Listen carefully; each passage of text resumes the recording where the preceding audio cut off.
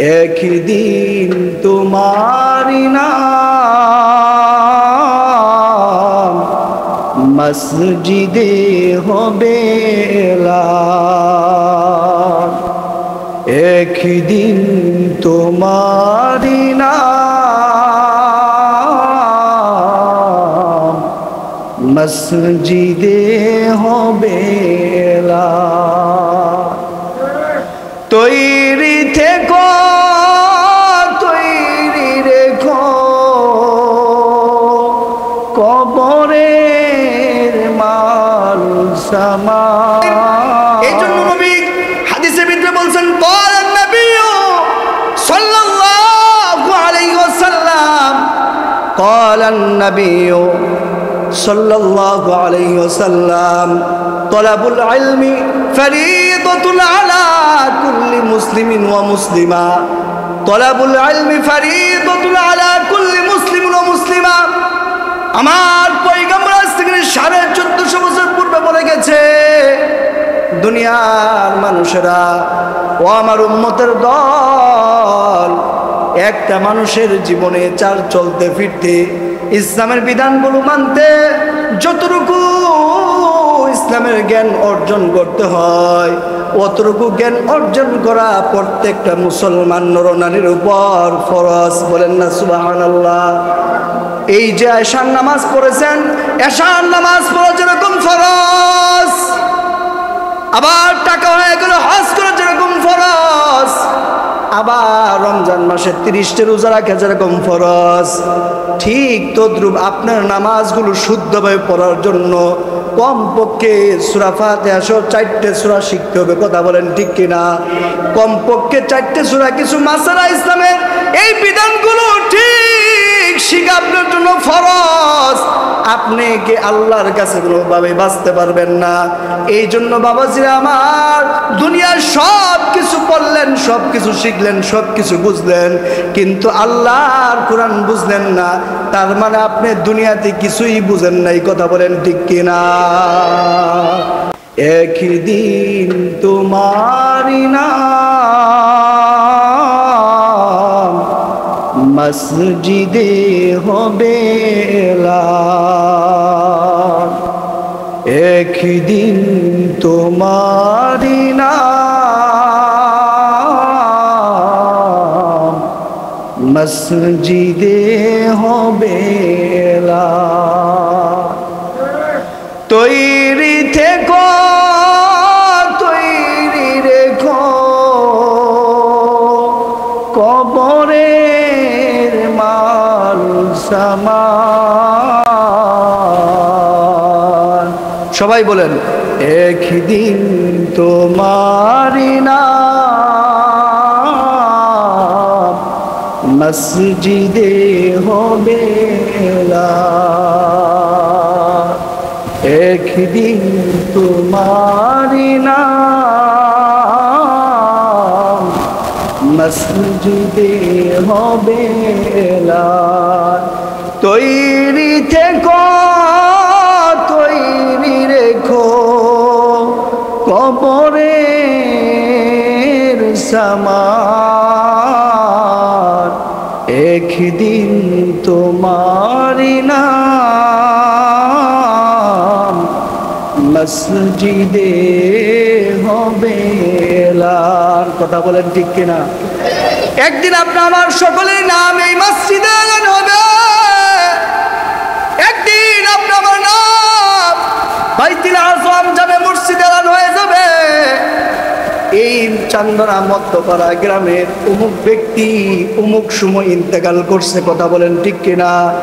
দুনিয়ার রং তামাশা সব সাঙ্গ হইয়া সব কিছু ফালাইয়া কবরের দেশে রওনা হইবেন। এই জন্য কবরের দেশে রওনার জীবন বাতি যখন নিভে যাবে, মসজিদে আপনার নাম এলান হবে। আবার আপনি যদি কবরের মাল সামান সব যদি রেডি রাখতে পারেন, তাহলে নবী বলে আমার ওই বান্দা মৃত্যু নামক দরজা দিয়ে আমি আল্লাহ জান্নাতে ঢুকাই দিব। বলেন না সুবহানাল্লাহ। আল্লাহ তাআলা পবিত্র কালামুল্লাহ ভিতরে বলেন ওয়াসিকাল্লাযীনা ইত্তাকাউ রাব্বাহুম ইলাল জান্নাতি যুমারা। আল্লাহু আকবার। আল্লাহ তাআলা বলেন ওয়াসিকাল্লাযীনা ইত্তাকাউ রাব্বাহুম ইলাল জান্নাতি যুমারা। আল্লাহ তাআলা বলেন আমার ওই গোলাম, আমার ওই বান্দা যখন আমি আল্লাহকে ভালোবেসে, আমি আল্লাহকে মুহাব্বত করে, আমার কালামুল্লাহকে মুহাব্বত করে এই কালামুল্লাহ পড়বে, এই কালামুল্লাহ অনুযায়ী জীবন যাপন করবে, এই কোরআন অনুযায়ী তার রাষ্ট্র গঠন করবে, এই কোরআন অনুযায়ী সংসদ চালাবে, এই কোরআন অনুযায়ী তার আন্তর্জাতিক জীবন যাপন করবে, এই কোরআন অনুযায়ী তার সাংসারিক জীবন যাপন করবে, এই কোরআন অনুযায়ী যে তার লাইফটা যদি পরিবর্তন করতে পারে, চালাইতে পারে, আল্লাহ বলে ওই মন বান্দা মৃত্যুর সময় আমি আল্লাহ হাজার হাজার ফেরেশতা প্রেরণ করবো। বলেন না সুবহানাল্লাহ। শুধু প্রেরণ করে কান্ত বলা, আমার ওই বান্দার জন্য আমি আল্লাহ বড় আদর করিয়া, বড় ভালোবাসিয়া, বড় মোহাব্বত করিয়া আমার ওই বান্দার সামনে জান্নাতটা আমি আল্লাহ ফেরেশতার মাধ্যমে তুলে ধরবো। আমার বান্দার জান্নাতের নাজ নিয়ামতগুলো দেখতে থাকবে, আর হঠাৎ করে তার জানটা কোনখানে বের করবে ওই বান্দা একটু টের পাবে না। বলেন না সুবহানাল্লাহ। এমন বান্দাকে আল্লাহ জান্নাতে ঢুকায় দিবে। আল্লাহ তাআলা বলেন ওয়াসিকাল্লাযীনা ইত্তাকাউ রাব্বাহুম ইলাল জান্নাতি যুমারা।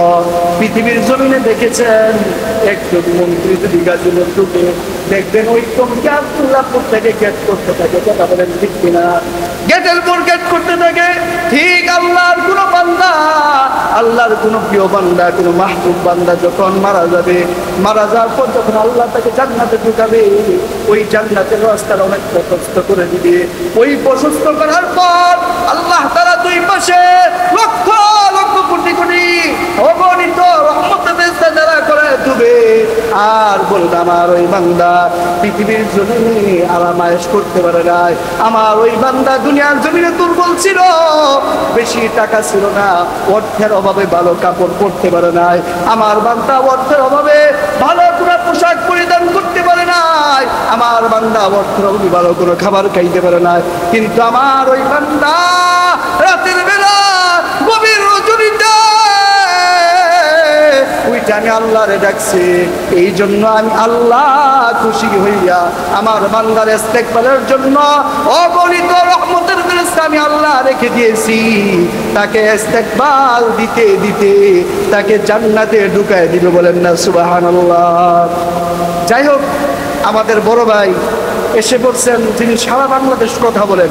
আপনারা কতবা মনে করতেছেন মানুষ কম, উনি যে আসছে আমাদের বড় ভাই আব্দুল কুদ্দুস সিদ্দিকী সাহেব হুজুর, উনি কিন্তু অনেক বড় মাপের আলেম এবং অনেক, তিনি সারা বাংলাদেশ না শুধু ভারত উপমহাদেশে তিনি আন্তর্জাতিক মানের বক্তা।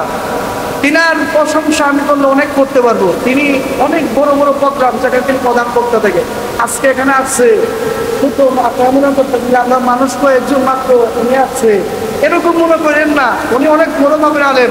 আমার বড় ভাই আব্দুল কুদ্দুস সিদ্দিকী সাহেব যা বলবে ইনশাল্লাহ আমরা মানার চেষ্টা করবো তো ইনশাল্লাহ। আমার বড় ভাইয়ের জন্য আমরা সকলের কাছে দোয়া চাই, আল্লাহ তাআলা যেন বড় ভাইয়ের আমলে হায়াতে বরকত দান করে। বলেন আল্লাহুম্মা আমিন। এবং তার এই ইসলামের খেদমতকে, কোরআনের খেদমতকে দেশ থেকে দেশান্তর আল্লাহ পৌঁছায় দেয়। বলেন আল্লাহুম্মা আমিন।